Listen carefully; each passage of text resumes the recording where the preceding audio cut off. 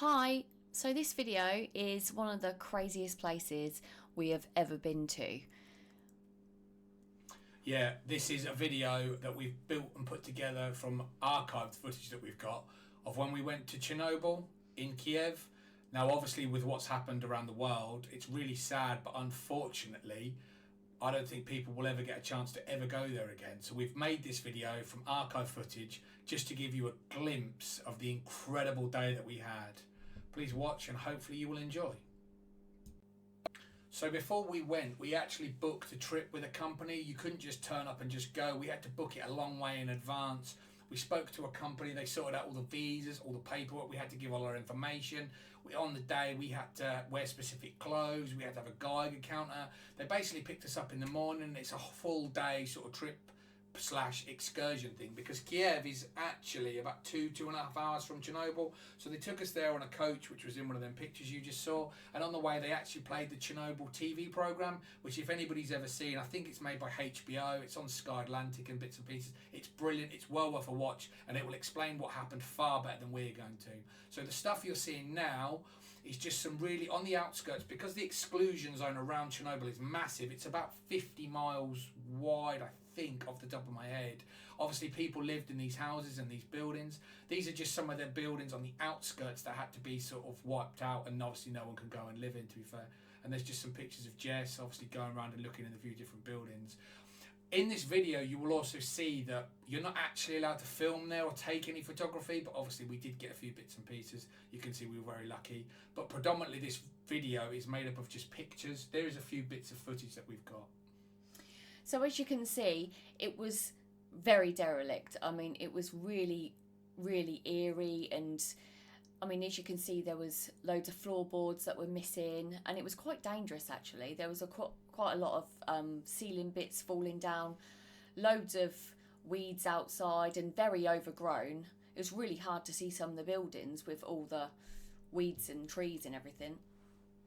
As you can see here, there was a lot of cars that had just been left and abandoned, that had just rotted away. You'll look at this and you'll see as well that obviously the cars haven't got tyres on them and stuff, but for years and years and years they've had a real problem with, like, it's become more prevalent recently actually, with like YouTubers and TikTokers and bits of people breaking into the area and stealing bits and pieces and items and memorabilia, which is obviously incredibly dangerous because it is all radioactive and you're not meant to actually touch anything. There was very strict rules. You couldn't touch anything inside at all. You know, had to be very careful when you came out and stuff, to be fair. But you can see literally that the day just stopped. Like, there's newspapers on the floor. I mean, one of these shots as well, I think there's a beer, a half-open beer on a sort of windowsill. There's food on shelves, washing on lines. It was incredible just how you imagine one day you just stopped basically and just left, and knowing you would never, ever, ever return. I mean, even the beds, there was still bed sheets on there that would have been left, and people's valuables. As you can see here, the beer on the windowsill, it was just abandoned so quickly. I mean, all the paper on the bed, news clippings, and people's clothes and things laying around. You can also see here as well, obviously over time animals have died. Obviously, I don't know if it's from radiation. There was also an absolutely, like, it's crazy how there's many wild dogs and that lived here now. The wildlife has really took over. Just quickly, this is the actual sign as you go into Chernobyl itself. And this was the main road. There's only one road in now, which is a long straight road into Chernobyl. They did actually feed us, which was really nice, and the food was really nice. Really enjoyed that. And that's the checkpoint just here. We went through so many checkpoints and so many things. We had to constantly show paperwork, show where we was from, what was going on. This is the Geiger counter that they give us to monitor where we was going. That is still a high level of radiation, to be fair. And as well, when we went through checkpoints, we had to get scanned just to make sure that we weren't radioactive. As you can see here, all the kids' toys were left. Obviously, ceilings still falling down. And it was just so surreal. Like, even the dolls. They're freaky, aren't they? Yeah, really freaky. Creepy. It was very, just eerie. So as you can see in this picture, this was like a children's home. So all the bunk beds, and all the teddy bears were left, all the kids' toys and clothes. And it was just rotting away. Yeah, as you say, like, it's self-explanatory, the picture, really. It's just a world where people lived, and, you know, all the obvious things that you would imagine. There's just the clothes we had to even get rid of at the end. We wasn't allowed to keep. We had to make sure we signed a thing that we didn't give them to them, but we had to say that we would throw away all the clothes when we got home. Everything, the socks, the trainers, the lot. It's just more beds from some of the buildings that we went in. These are all still in sort of what's classed as the exclusion zone. This isn't Pripyat yet. This is just on the out. This is where the workers who actually worked at sort of the reactor lived and with their families. And again, there's more food. It's literally food on the windowsill. Well, that's crazy, to be fair. This is now actually coming up to the reactor itself. As obviously you've seen from recent things, the actual reactor is, the only reason you can do these trips now is because they've built a dome over the reactor. So the dome is containing the reactor. Again, as I said, I don't know, I can't remember all the full information. Watch the Chernobyl series, but that is helping to sort of decontaminate the reactor, and they're trying to sort it out. This is actually another reactor that was going to be built nearby. Obviously it never got built because of what happened, so it's in ruins. You can't go see that, but it was being built at the time. And there's a picture of us. We was allowed to get out, literally. They timed us, didn't they? I think we was allowed 5 minutes to stand there, and we had to get back on the bus. We couldn't stay there any longer.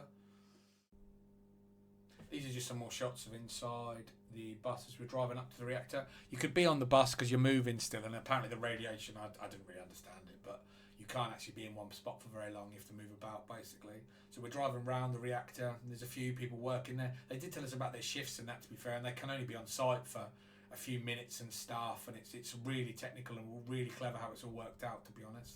There's some more shots just of the reactors. We got a little bit closer. There is one more point where they let us go to. There's like a statue they built, which is coming up in a minute, and we will see it again. We was allowed to get out. I think this was even less time. I think we was allowed 3 minutes off the bus here or something. There's some train lines that was there, to be fair. And this is coming up now to as close as you can actually get that we was allowed legally on the trip. Another picture of a dog here. And the next picture is a statue, which is just outside. So we got to take a few pictures here, not many, but just a few. And this is a picture of us standing outside near the statue. After we finished here, we came out the back, and we're actually now going to go up to the actual town of Pripyat, which was just north of Chernobyl. The area at the back, though, is even more radioactive. So we had to be even more careful and cautious here, because something to do, I believe, if memory serves me correctly from when we went, it's to do with the wind. That was the sign about going to Pripyat, which is the town you're familiar with the Ferris wheel and bits and pieces. This is the main roads to Pripyat. The bus literally pulled in and just he took some generic pictures. And you can see now from the radiation Geiger count of things that they rise really massively in this area. We got to 6, which was fairly dangerous. And then they go all the way, I think this gets all the way up to about 18 or 19, to be fair. And then there's an actual exclusion zone that you physically can't go through. You have to go round because it is like super radioactive or whatever they said. And it's even more dangerous, and it won't ever be sort of habitable for hundreds and hundreds of years. And it was the area beyond this field, and then there's some road and some bits and pieces over the back then. And then we come round from there, and then we go up to the town of Pripyat. So this is coming into the Pripyat now itself. This is the hotel that was there for people to come and stay, or workers. This was, the tour guide had a picture of what it was meant to look like from many, many, many years ago. I believe that was some sort of other place. Shopping centre, I think it was. Yeah, it might have been a shopping centre. Yeah. There was a shopping centre here, definitely, that we saw. So this is the outside of the supermarket, which, as you see by the next picture, so it was all derelict inside. There was loads of fridges and everything that were turned over and gone rusty, ceilings falling down.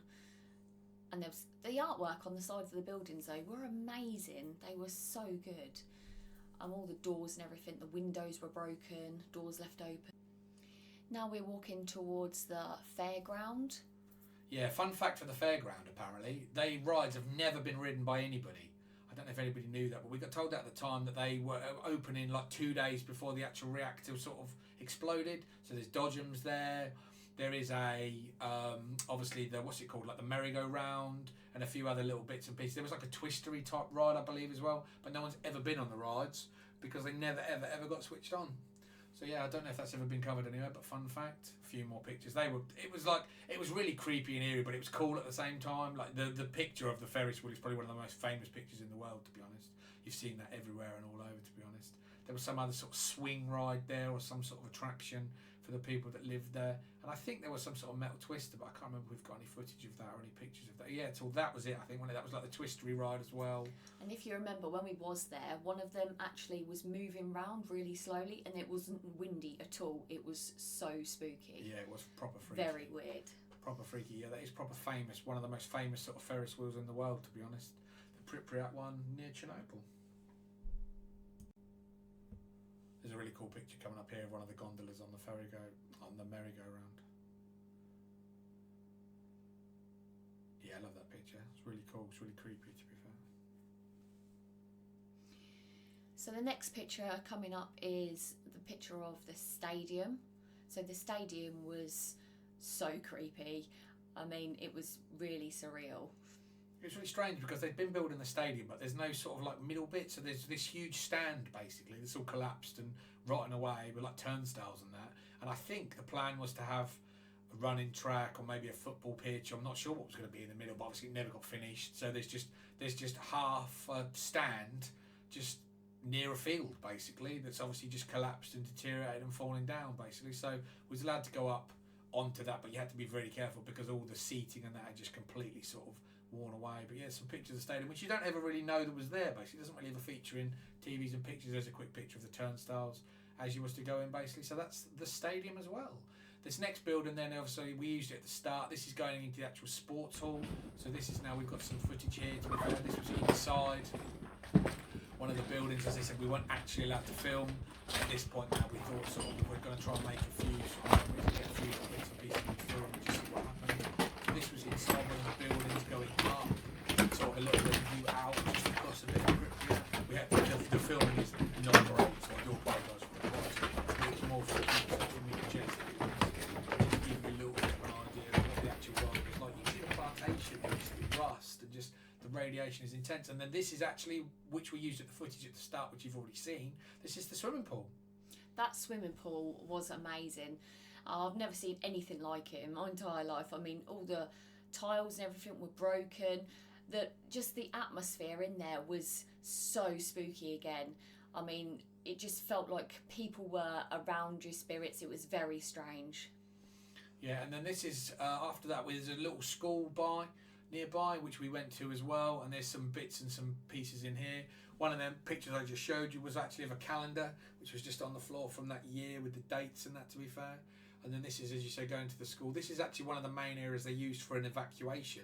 So there is a little bit of video footage of this, but this is also, you're going to see some really creepy pictures and some rooms now full of gas masks and all sort of stuff that they used, even like stuff that they used to try and treat the issue. And people were being brought here when they were getting injured and when they were starting to be infected, basically. So this is actually now all in the school, basically. They were the toilets in one of the schools, and here's some basic footage of just inside one of the schools. This is walking down one of the corridors, and there's obviously a few classrooms to the left, and on the right there's a sort of courtyard foyer place. And there was loads of like gas masks laying around, loads of gas masks, and people's shoes and bits of clothing, and it was just laying around everywhere. Because they didn't know how bad the radiation was, obviously people were doing all different things because it was starting to get burned and hot. So there is gas masks, there's shoes, there's clothes. Like there was mass panic, obviously, because they didn't truly know what was going on, and people were coming back from Chernobyl and they were affected, and they were sick, and they were dying, and they were injured, obviously. So this school became like a makeshift hospital, they were saying, for the first sort of 24 to 48 hours. So there's some footage we got of in the school because they kind of let us go off a little bit, and we managed to film a little bit of this. And then this is just some more basic stuff in the school, basically. In a minute you'll see the picture of, like I said, these are all gas masks and all like breathing apparatus they use basically just to try and fight the fire and escape. What a crazy room that is. Just like thousands and thousands of gas masks. And can you remember the smell? The smell was just, it was very, very strange. Yeah. And then we left there, and obviously people may have seen this before, but just to quickly cover with you, in the local area there is basically what was like a radar station or a radar silo. I can't remember too much about this, but there's like it was like obviously to help with the area was very remote. This was to help with radar, I believe, if I remember rightly. And then this is one of the craziest things we've ever had in our life, to be fair. While we was there, we was looking around, there was Christopher Lloyd from Back to the Future. He was in Kiev doing a Comic-Con type conference We did go over and ask him to take a picture, but unfortunately we got his security and they were incredible and miserable, and they said no, and we wasn't allowed at all.